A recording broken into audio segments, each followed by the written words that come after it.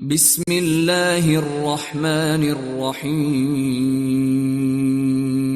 صاحب، سب سے پہلے ہم یہ جاننا چاہتے ہیں کہ کن جانوروں کی قربانی کرنا درست ہے اور کن جانوروں کی قربانی کرنا درست نہیں ہے، اور کیا عمریں متعین کی گئی ہیں جانوروں کے لیے، کن جانوروں میں ایک حصہ ہوتا ہے اور کن جانوروں میں 7 حصے متعین کیے گئے ہیں، اور اس کا ذکر قرآن یا حدیث میں کہاں سے ملتا ہے؟ السلام علیکم ورحمۃ اللہ وبرکاتہ۔ اس حصے میں کچھ سوال ہے جو ہمارے ساتھی نے میرے سامنے پیش کیا۔ پہلا سوال یہ ہے، کن جانوروں کی قربانی کرنا درست ہے؟ تو بڑے جانوروں میں اونٹ، گائے اور گائے کی جنس کی جو بھی جانور ہے جیسے بیل، بھینس، جی، اسی طرح چھوٹے جانوروں میں بکرا، بکری، دمبا، بھیڑ، مینڈھا، ان جانوروں کی قربانی درست ہے۔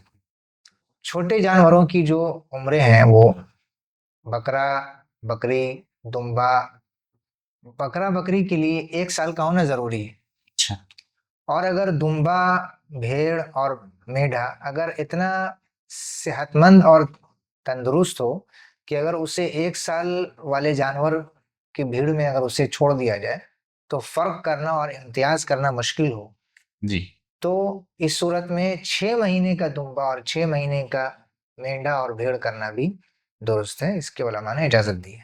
اور گائے، بیل، بھینس اور کے لیے 2 سال کم از کم ہونا ضروری ہے، اگر 2 سال سے کم ہے تو اس سے قربانی درست نہیں۔ اسی طرح اونٹ کے لیے 5 سال کا ہونا ضروری ہے۔ جی، تیسرا سوال جو آپ نے پوچھا کہ یہ جو 7 حصے ہم بڑے جانوروں میں کرتے ہیں اس کا ثبوت کہاں سے ہے، جی، تو صحیح مسلم کی متعدد احادیث اس سلسلے میں مروی ہے۔ ایک حدیث میں جو ایک صحابی سے منقول ہے، اس میں اس صحابی کی یہ روایت ہے کہ نحرنا مع رسول اللہ صلی اللہ علیہ وسلم عام الحدیبیۃ البدنۃ عن 7 والبقرۃ عن 7، کہ ہم نے حدیبیہ کے سال حضور صلی اللہ علیہ وسلم کے ساتھ قربانی کی، اور ہم نے بدنہ یہ جو لفظ ہے عربی کا، یہ بڑے جانوروں کے لیے استعمال ہوتا ہے۔ جی، بڑے جانور ہم نے 7 افراد کی جانب سے کی، اور گائے بھی ہم نے 7 افراد کی جانب سے کی، اور بھی کئی متعدد احادیث ہیں جو مسلم شریف میں مروی ہے۔ اس حدیث سے ہمیں یہ پتہ چلتا ہے کہ بڑے جانور میں 7 حصے ہوتے ہیں۔ مفتی صاحب، یہ ان حصوں میں کیا ہم مختلف مقاصد کے لیے ان حصوں کو متعین کر سکتے ہیں؟ جیسے ولیمہ ہے قربانی کے جانور کے ساتھ، جی، ولیمہ ہے یا عقیقہ ہے، یا اگر کسی نے نظر مانی ہے تو ان حصوں کے ساتھ کیا متعین کیا جا سکتا ہے، اور اس کے تقسیم کا کیا طریقہ ہوگا؟ قربانی کا مقصد چونکہ حصول ثواب ہوتا ہے، جی، اور عقیقہ کا مقصد بھی حصول ثواب ہوتا ہے، اور ولیمہ کا مقصد بھی حصول ثواب اور حضور کی ایک سنت کو پورا کرنا مقصد ہوتا ہے۔ جی، تو اس لیے اگر کوئی شخص قربانی کے جانور میں اگر عقیقہ کے لیے حصہ لیتا ہے یا ولیمہ کرنے کے لیے حصہ لیتا ہے تو اس کی اجازت ہے، اور ایسا کرنا بالکل صحیح اور درست ہے۔ جی، البتہ جو نظر کا حصہ ہے جی، تو اس حصے کو تول کر کے بالکل الگ کرنا ضروری ہے، جی، اور وہ حصہ وہ محتاج اور ضرورت مند اس کے مستحق ہے، وہ شخص یا کوئی اور مالدار شخص اس کو نہیں کھا سکتا ہے۔ اچھا، جیسے قربانی کا گوشت یا ولیمہ اور عقیقہ کو گوشت جو کر رہے ہیں جی، وہ کھا سکتے ہیں، بالکل، لیکن جو نظر کا حصہ ہے وہ ان کے لیے جائز نہیں ہوگا، بالکل جائز، وہ صرف فقراء اور مساکین کو ہی دینا لازم جی ہے۔ جی، بالکل بالکل۔ جی، اگر کئی شرکا کسی ایک کے لیے، مختلف شرکا مل کر کے کسی ایک حصے کے لیے اگر قربانی کرنا چاہیں تو کیا یہ طریقہ درست ہوگا؟ جی جی، جی، جیسے میرے ذہن میں یہ سوال اس وجہ سے ہے کیونکہ اگر والد یا والدہ کسی کے اوپر قربانی واجب نہیں ہے، لیکن تمام بیٹے چاہتے ہیں کہ والدہ کی طرف سے بھی قربانی ہو، اور تمام بیٹے مل کر کے اور والدہ کی طرف سے یا والد کی طرف سے قربانی کرنا چاہتے ہیں، درست ہے؟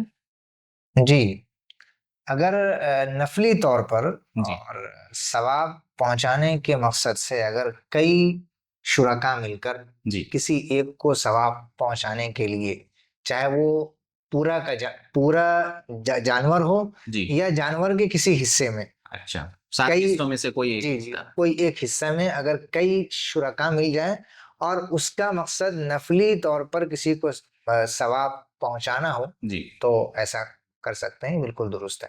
عیبدار جانور کی قربانی کے متعلق تھوڑی وضاحت کیجیے کہ کن عیبوں کی وجہ سے قربانی درست نہیں ہوتی ہے؟ جس جانور کا سنگ جو ہے پیدائشی طور پر ٹوٹا ہوا جی تو اس کی قربانی درست ہے۔ اچھا البتہ جس جانور کا سینگ اس طرح ٹوٹ جائے کہ اس کے دماغ کا جو گودا اور گوشت جو ہے وہ دکھنے لگے اچھا، تو اس کی قربانی درست نہیں۔ لڑائی وغیرہ کی وجہ سے؟ جی جی اسی طرح جس جانور کا اگر کان کا تھوڑا سا حصہ اگر کٹ گیا اچھا تو اس کی قربانی درست ہے، لیکن اگر کان کا اکثر حصہ کٹ گیا جی تو اس کی قربانی درست نہیں۔ وہ عیبدار جانور میں شمار ہو جائے جی وہ عیبدار جانور میں شمار ہو جائے گا۔ اچھا اسی طرح اگر کوئی جانور لنگڑا ہے، جی لنگڑے کا مطلب یہ ہے کہ وہ 3 پاؤں اس کا بالکل صحیح سالم ہے، جی لیکن چوتھے پاؤں وہ زمین پر رکھ ہی نہیں پاتا، اگر وہ چلنے میں چوتھے پاؤں سے اگر وہ سہارا بھی لے رہا ہے تو اس کی قربانی درست ہے، جی لیکن اگر وہ چلنے میں اگر چوتھے پاؤں سے سہارا نہیں لے پا رہا ہے تو وہ عیبدار سمجھا تو جائے وہ گا۔ عیبدار سمجھا جائے گا، اس کی قربانی درست نہیں ہوگی۔ جی اسی طرح جس جانور کے آنکھ کی بینائی بالکل ختم ہو چکی ہو جی تو ایسے جانور کی قربانی بھی درست نہیں۔ اچھا اسی طرح جس جانور کے دم کا تھوڑا سا حصہ اگر کٹا ہو جی، تو اس سے قربانی درست ہے، لیکن اگر بالکل دم ہی اگر کٹ گیا، یعنی جسم کا کوئی بھی عضو جی جو اگر وہ اکثر حصہ جی اگر اس کا اکثر تلف ہو گیا ہو تو اس کی قربانی وہ عیبدار میں شمار ہوگا۔ مفتی صاحب لیکن اگر قربانی کا جانور خریدنے کے بعد عیبدار ہو جائے یا دوسری صورت یہ کہ جس وقت ذبح کیا جا رہا ہے اس وقت اگر وہ جانور عیبدار ہو جائے تو اس کے متعلق کیا حکم ہے؟ جی اگر قربانی کا جانور خریدنے کے بعد اگر عیبدار اگر ہو گیا جی تو صاحب استطاعت شخص کے لیے یعنی جس پر قربانی واجب ہے اس کے لیے دوسرے جانور کا خریدنا ضروری ہے، اچھا اس جانور کی قربانی اس اس کی کے لیے جانور درست نہیں ہوگی، لیکن اگر کوئی صاحب استطاعت نہیں ہے تو اسی جانور کی قربانی کر سکتا ہے، اس کے لیے درست ہے۔ اسی طرح اگر جانور کو ذبح کرنے کے وقت تھوڑا سا اس نے اچھل کود کرنے کی وجہ سے اگر عیب اگر ہو گیا پیدا اس وقت عین موقع پر، جی، تو پھر ایسی صورت میں اس کی قربانی درست ہوگی۔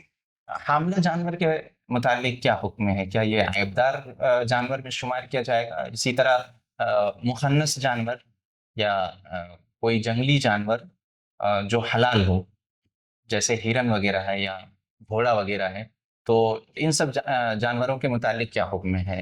قربانی جائز ہے یا ناجائز؟ حاملہ جانور اگر اس کی ولادت کا وقت قریب ہے جی تو اس کی قربانی مکروہ علماء نے لکھا ہے، اچھا اور جو جس جانور کا میل یا فیمیل ہونا پتہ ہی نہ چل پا رہا ہو کہ وہ میل ہے یا فیمیل ہے جی تو اس کی قربانی درست نہیں ہے۔ اسی طرح وحشی اور جنگلی جانور کی قربانی بھی درست نہیں۔ انشاءاللہ اس طرح کے اور بھی جو ضروری مسائل ہیں پہ گفتگو کریں گے، تب تک کے لیے رخصت چاہتے ہیں۔ السلام علیکم ورحمۃ اللہ وبرکاتہ۔